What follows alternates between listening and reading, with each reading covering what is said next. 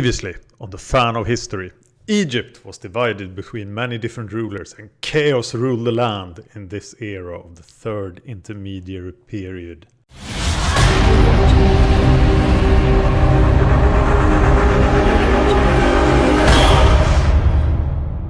Welcome to an all-Egyptian episode of Fan of History. This is Piye, the king of Kush. He is of the 25th dynasty of Egyptian pharaohs. Manetho, the Hellenistic historian who introduced the dynasty system, he starts the 25th dynasty with Shubaka in 713-ish BC, maybe 722, maybe 716, but there is a strong influence from the Nubians in Upper, that is southern Egypt. Kush or Nubia is to the south of Egypt then. The 23rd dynasty are now the vassals of Piye, and he controls Upper Egypt from Thebes, where his sister has a very big religious role. Piye's own influence and his role in Egypt is uncertain, but he calls himself a pharaoh. Dates are very uncertain here. I am at this point pretty convinced that Piye lived 747 to 716 BC, but Sargon II will try to prove me wrong. You haven't met Sargon yet. He will be in the next episode. Okay, let us introduce three more people of Piye's family. We already talked about his sister Amon-Re in Thebes. He has a son called Shebitku, a younger son called Taharka, probably extremely young, maybe not even born here in this year, 725. And somehow, according to Wikipedia, Taharka manages to be the cousin of Shebitku, who should be his brother.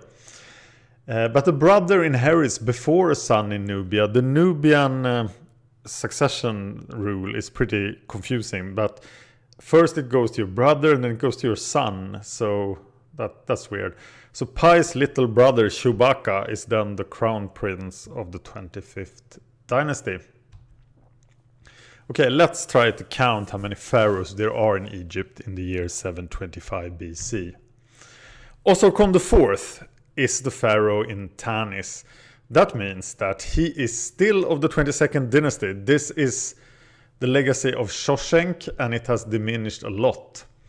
He has ruled since 730, when Shoshenq V or Pedobas II died. It's even unclear who was the pharaoh of the 22nd dynasty before Osirkon IV. I realize now that I say dynasty and dynasty every other. I'll stick to dynasty. Okay. It's amazing to me how this Tanite king would dare to mess with Assyrian politics, because he will do that in the next episode. And look at Tanis. It's Taphanes on this map. It's at the upper point there. And of course, it isn't the Babylonian Empire, but the Assyrian Empire that is close. This map is about 200 years too young for this situation. Oh god, this name. Peftjauavibast is the pharaoh of the 23rd dynasty. And the 23rd dynasty are still in Upper Egypt, but they are in Heracleopolis and not in Thebes. And look at the map. Heracleopolis is far to the north, but it's only the delta that counts as Lower Egypt or Northern Egypt at this point. He is treated with honor by the Nubians, and the 23rd dynasty gets kingly funerals. But this guy is the last guy in the 23rd dynasty. And there he is. There's a statue of him. And all of these people are historic people. We found their own stuff, most of them. But most of our sources comes, of course, from Piye himself. Tefnacht has declared the 24th dynasty in Sais. Sais is in the upper middle of this map. It's in the delta. A possible year for his declaration is 732 BC, and I think I mentioned him in the 730s. We'll talk a lot more about this Tefnacht guy, and that's him then to the lower left here. We also have a guy called Nimlot of Hermopolis. So we talked about the 22nd, the 23rd, the 24th, and the 25th dynasty. This guy doesn't have a dynasty. He might have been a son of Osirkon III, and he might have been installed as governor of Hermopolis. Hermopolis is in the middle of the map here. It's then to the south of Heracleopolis, which will be very confusing. In 749 BC, he married a queen and proclaimed himself king. He has become a vassal of Piye, just like Bast, but he's too insignificant to get a dynasty number. The picture below is of Nimlot paying tribute to Piye. The guy who's really big is Piye, and the guy who's standing before him is Nimlot. Then we have Ipod II of Leontopolis. Look at Leontopolis on the map, pretty close to Tanis in size. And this is the sorry state Egypt is in. This guy has been a king for 30 years. And he's probably just another Libyan war chief with ambition. Okay, have you got this? This is an oversimplification. I cannot state that enough. In the delta, there's Osirkon IV, Tefnakt, and Ipod II. In the south, we have Bast, Nimlot, the king, and Piye, who is not even in Egypt, but his power is centered around Thebes. So there are 6 pharaohs, and except for Piye, they are all Libyans, or maybe one of them is not. Let's take a closer look at the Tefnakt character in size. When Shoshenq V of Tanis was still around, Tefnakt was the great chief of the west and the prince of size. Some sources have him coming from a line of priests of Amun, and thus he is a native Egyptian that has infiltrated the Libyan power structure of the north. But he claims to be a Libyan, but at this point, it's over 400 years since the Libyans were captured and brought to Egypt by Ramses III. It must be pretty hard to tell who is a Libyan. And his son, Bakenranef, is already commander of an army. We'll meet Bakenranef again in the next episode. But there is no doubt who is the strongest of the pharaohs. Piye remains aloof in Nubia with the Nubian army, and for some reason it seems that the Nubians are much better at fighting than the Egyptians. I don't think they have iron weapons either.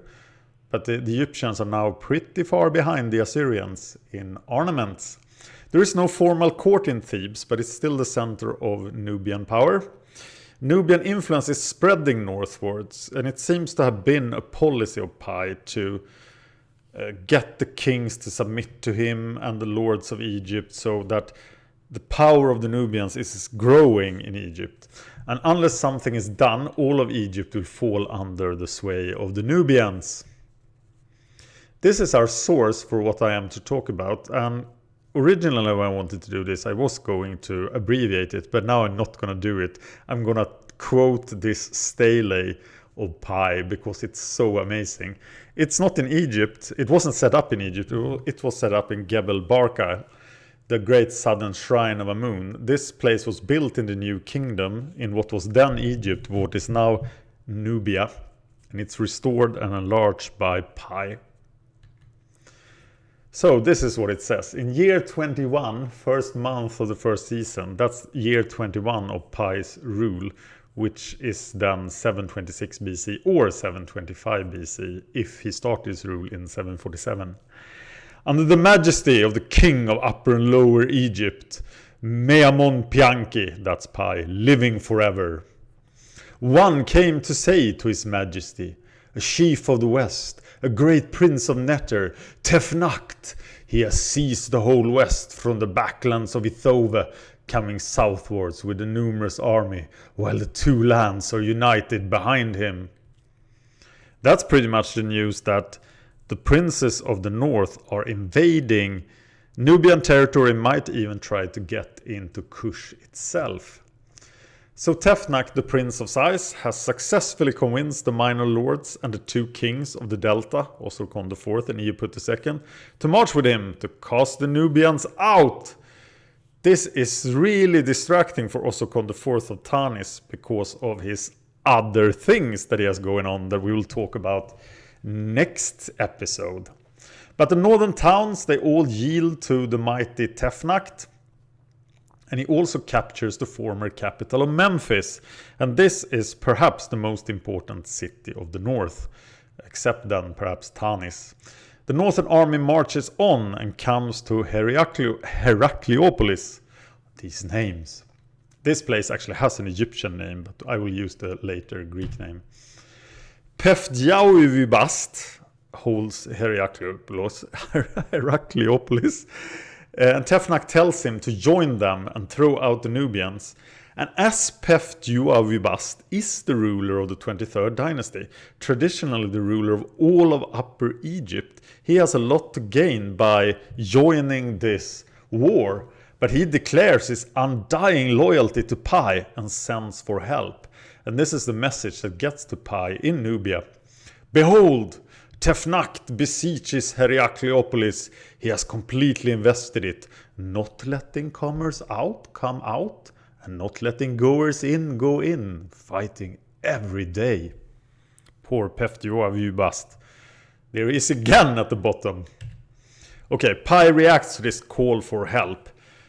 And the princes and commanders of the army who were in their cities sent to his majesty daily, saying, Wilt thou be silent, even to forgetting the southland? Well, Tefnach advances his conquest and finds none to repel his arm. And then he gets some information about what Nimlot is doing. Remember Nimlot in that other city to the south of Heracleopolis? And he is doing strange things. He has overthrown the walls of Nephrus. He has demolished his own city, and that doesn't make any sense, because Hermopolis is very intact when Piye gets there later. And then he has besieged another city, and he tarries with him like one of his vassals. That probably means that he has joined the rebellion. So now poor Pefdiauvibast has rebels to the north of him and to the south of him, and he really needs help. And these are the orders His Majesty sent to the princes and commanders of the army who were in Egypt. Hasten into battle line, engage in battle, surround, capture its people, its cattle, its ships up on the river. Let not the peasants go forth in the field, let not the plowmen plow, beset the frontier of the Hari Nome, fight against it daily. Then they did so. So there is a great southern army coming up north, but this army can't go to the war before they stop at Thebes. And at Thebes they do really strange things. This is from, but I'll try to abbreviate it. They must enter into the water, they must bath in the river, they shall dress in fine linen, take off their bowstrings, loosen the arrow without a bowstring, and they must not boast, and then must sprinkle themselves in holy water, they must sniff the ground before him. I'm not sure who him is. It's probably Amun in Thebes. And when they are done with all this stuff, they can proceed. But Tefnach is coming. He has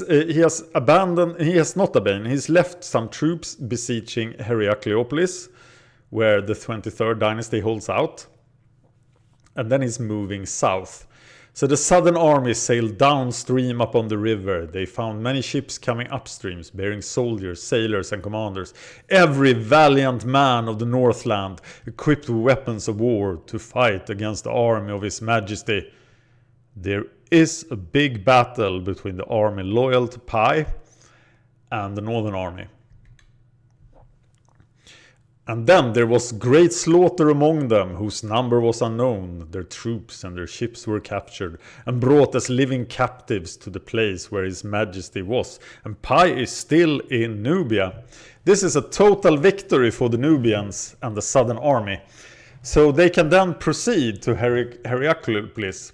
When they come to Hermopolis, the city of Nimlot that he apparently tore down, which will suddenly be in full functionality soon. King Nimlot flees to Heracleopolis before the Nubian army.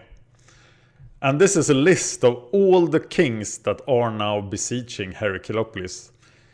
And I must just point out the kings here, Nimlot, Ipod, and Osokon. But there's a lot of other guys here. And it's time for a showdown again. But they went forth against them, then they made a great slaughter among them, greater than anything.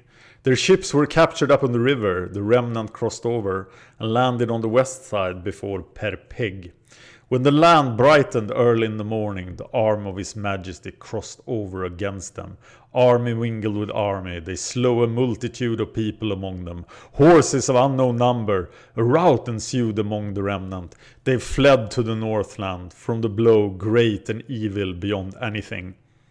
And look at this great picture of the Nubians fighting the Egyptians. But Heracleopolis is freed. But they didn't get Nimlot.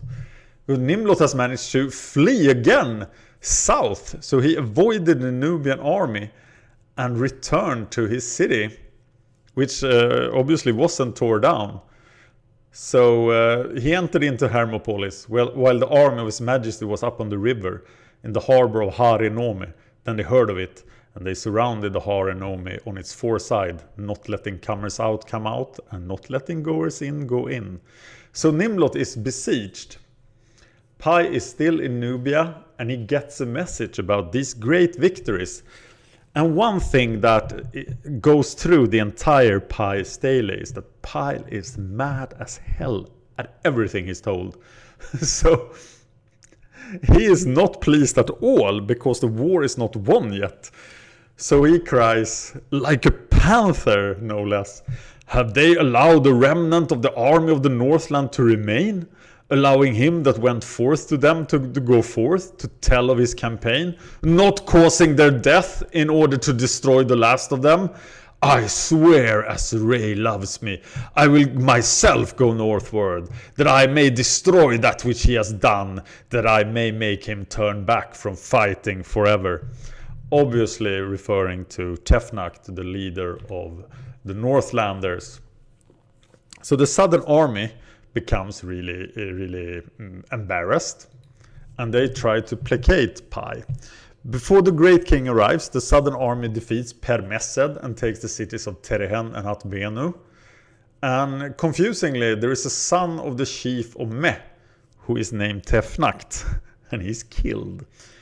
And then they send message to His Majesty, but his heart was not satisfied therewith. So Piye has to go to war himself. And in order to do that, he must pass Thebes, so he is kept in Thebes for a while doing weird religious stuff, just like before, just like his army did. But I won't go into details about that. He meets up his army near Hermopolis, where then Nimlot is still besieged. And this is bad news for Nimlot. Then His Majesty went forth to hate his soldier and raged at them like a panther again. Is the steadfastness of your fighting that slackens in my affairs? Has the year reached its end when the fear of me has been inspired in the Northland? A great and evil blow shall be smitten them. And then he encloses the walls of Hermopolis. A tower is raised near the city where Piye's archers can kill people inside the city. But they don't storm the city for 5 months. And after 5 months has gone by, Nimlot is pretty scared. There is a long part on the stele about how poor Nimlot, this mad king of Hermopolis, tries to placate Piye. First he sends messengers with gold, and then he sends his wife and his daughters to plead with the wives, daughters and sisters of Piye, who are apparently there. And then he sends even more gold.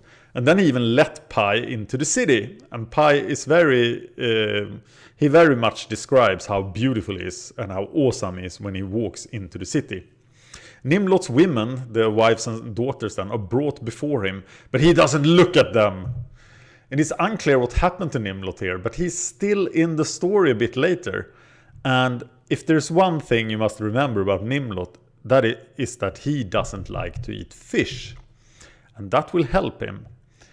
And then this happens. His Majesty proceeded to the stable of the horses and the quarters of the foals. When he saw that they had suffered hunger, he said, I swear, as Re loves me, and as my nostrils are rejuvenated with life, it is more grievous in my heart that my horses have suffered hunger, that any evil deed that thou hast done, Nimlot, in the prosecution of thy desire, it has borne witness of thee to me, the fear of thy associates is for thee. Didst thou not know that the god's shadow is over me? Blah, blah, blah, blah, blah. He's really mad at the fact that Nimlot, having been besieged for 5 months, haven't properly fed his horses. So once again, Piye is angry. Then Pef-Diawavibast shows up. He has gone south because the Northlanders has abandoned the siege, as they were soundly beaten. And he comes to pay homage to the great king. And there is some serious ass-kissing, from Pef-Diawavibast. And he was loyal to the king, to Piye, all the time. I must just quote what he's saying here, because this is serious ass-kissing. Hail to thee, Horus, mighty king, bull, subduer of bulls. The netherworld had seized me, and I was submerged in darkness, upon which the light has now shone. I found not a friend in the evil day, who was steadfast in the day of battle. But thou, O mighty king, thou hast expelled the darkness from me. I will labor together with thy subjects, and Heracleopolis shall pay taxes into thy treasury, thou likeness of Harakti, chief of the imperishable stars. As he was, so art thou, king. As he perishes not, so thou shalt not perish. O king of Upper and Lower Egypt, Piye, living forever. And Piye is like, you are cool, man, let's settle this. So the army goes north. There's an attempt from the northern army to make a stand at a place called Illahun. According to Piye, this stand was made by every valiant man of the Northland. And Piye looks at them and he thinks, oh really? Are we really doing this again? And this is his message to the defenders of Illahun. Ye living in death, ye living in death, ye insignificant and miserable ones, ye living in death, if an hour passes without opening to me, behold, ye are of the number of the fallen, and that is painful to the king. Close not the gates of your life to be brought to the block this day. Love not death, nor hate life before the whole land. That is, open your gate or I will kill you. So hard. And they go, okay, we give up. And apparently the son of the chief of Me, named Tefnacht, is here, but he was killed earlier. So maybe this is the real Tefnacht, but that makes no sense either. That's super strange. But the army of His Majesty goes into the city without slaying one of all the people. He found treasures to seal his possessions. His treasures were assigned to the treasury, and his granaries to the divine offering of his father, Amon-Re, lord of Thebes. How could every brave man of the Northland have been there? So what did Piye do to them, and why do they show up again in the next fight? But Piye proceeds, and he repeats this process with places called Mer Atum and Itove. And they are complete with epic speeches from Piye. I will link to the stele so you can read the full text. But now Piye is coming up to Memphis itself. And as I said before, it's probably the most important city close to the delta. And he gives this epic speech to the defenders of Memphis. I will not go into detail, but it's pretty much the same. Let me in or I will kill you. But they do not let him in. They close their stronghold. They sent forth an army against some of the soldiers of His Majesty, being artisans, chief builders, and sailors. That doesn't sound like much of an army. And Tefnacht actually arrives at Memphis in the night, and he reassures the defenders, and he has this interesting speech on the stele of Piye. Behold, Memphis is filled with troops of all the best in the Northland, with barley and spelt and all kinds of grain. The granaries are running over. With all weapons of war, it is fortified with a wall. A great battlement has been built, executed with skillful workmanship.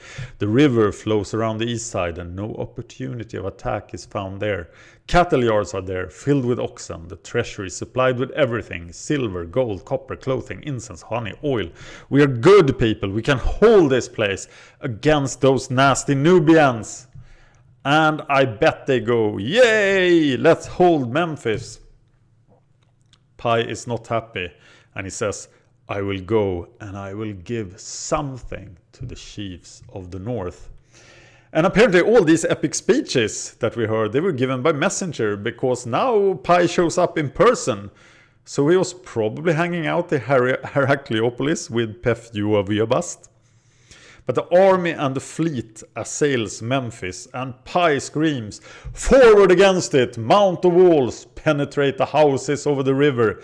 If one of you gets through up on the wall, let him not halt before it, so that the hostile troops may not repulse you. And then Memphis was taken as by a flood of water. A multitude of people were slain therein, and brought as living captives to the place where his majesty was.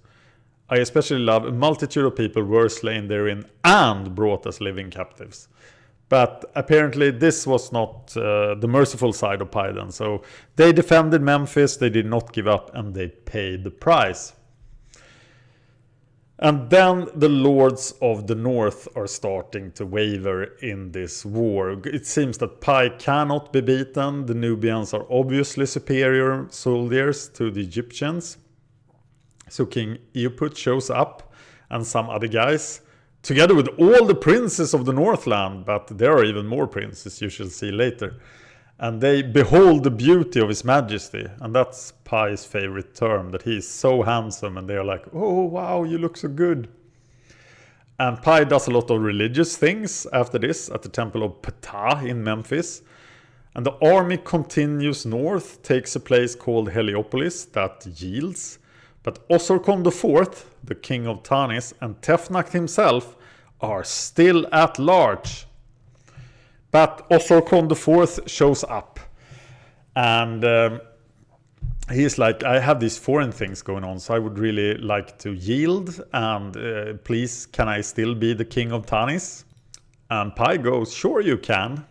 And then came those kings and princes of the Northland, all the chiefs who wore the feather, every vizier, all chiefs, and every king's confidant from the west, from the east, and from the islands in the midst, to see the beauty of his majesty.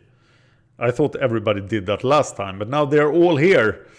I assume it's the rest of them, and they yield to Piye. And they say to him, dismiss us to our cities, that we may open our treasuries, that we may choose as much as thy heart desires, that we may bring to the best of our stables the first of our horses. And then his majesty did so. So the war is pretty much over. Everybody in the delta has yielded to Piye, except one person, Tefnakt. But this is the list of all of those who yielded. Didn't we see some of these guys in the old list? But Tefnakt is missing. And there is some sort of fight at Mesed. And a lot of people are slain. And Tefnakt, and then this guy Piye, he gets the city of Mesed for some reason. I have no idea who that is. But Tefnakt is now pretty desperate. This is not looking good. He's all alone. And then he does this amazing feat of diplomacy. So Tefnakt hides on a remote island in the delta. And he never yields. He never pays tribute. He's never conquered. But he sends a message to Piye. And this message is much longer than what I'm stating here. But it says, be thou appeased, I have not beheld thy face for shame. I cannot stand before thy flame. I tremble at thy might. Lo, thou art Nupti, presiding over the Southland. Muntu, the bull of mighty arm. And then he just keeps hiding on this island. And apparently this works. So Tefnakt survives. Everybody else is hanging around with Piye. And yeah, this is much more of the same. He is the mighty bull, and his mother should be happy who bore thee, and his father, Kashta actually, then must be happy that he begat thee. And oh, you are so extremely cool. And then we learn what Piye thought of seafood. This is so strange. All the princes are there, sucking up to Piye. When the land brightened, very early in the morning, these two rulers of the south and two rulers of the north, with serpent crests, came to sniff the ground before the fame of his majesty, while, as for these kings and princes of the Northland, who came to behold the beauty of his majesty, their legs were as the legs of women. They entered not into the king's house, because they were unclean and eaters of fish, which is an abomination for the palace. Lo, King Nimlot, he entered into the king's house, because he was pure, and he ate not fish. There stood 3 upon their feet, but only one entered the king's house.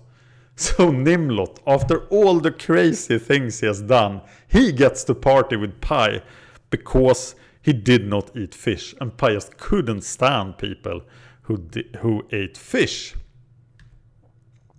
So the war is over, Piye has unified Egypt, and he goes straight back to Nubia. He also puts back almost everyone in their position, so they retain their jobs of ruling their respective places, but they now all have to pay tribute and be subject to Piye as the one real pharaoh of Egypt. And they know if they try to rebel again, he will come and beat them up again. But what will happen when Piye dies? So is this the reunification of Egypt after all these years? Or will it go bad once again? Next time, we will talk about the lost tribes of Israel. We'll take a closer look at what Osirkon IV was really doing in the Levant and what he was so busy with. We'll also take a look at Shalmaneser V, king of Assyria, and how he made it into the Old Testament. I hope you like this. Subscribe, like and share. It helps. You can check out Fan of History Facebook. You can check out the Twitter. You can find all of this on iTunes. As a podcast. The podcast is a bit different. We are a little behind the YouTube show, and we are 2 people talking about this, so it's a bit longer and goes into more detail. Can you imagine that? You can support this show at patreon.com/fanofhistory, and that is getting pretty critical now, because the idea here is to end at 701 BC for these YouTube shows with the destruction of Sennacherib. And I really like to continue into the 7th century, but I now am a full-time YouTuber, and this is not my most successful YouTube channel. So I need to support my family and pay for computers and stuff. So if you could find in your heart to contribute $1 or 25 cents or something at patreon.com/fanofhistory, I will be very happy. And if we can reach $30 at the Patreon, then I will proceed into the 7th century BC, and that's when the Assyrian Empire falls. Spectacular, and I really want to talk about that. I want to talk about Esarhaddon. I want to talk about Ashurbanipal. There are some great things in the 7th century, so I hope I get to talk about that. Thank you for watching this.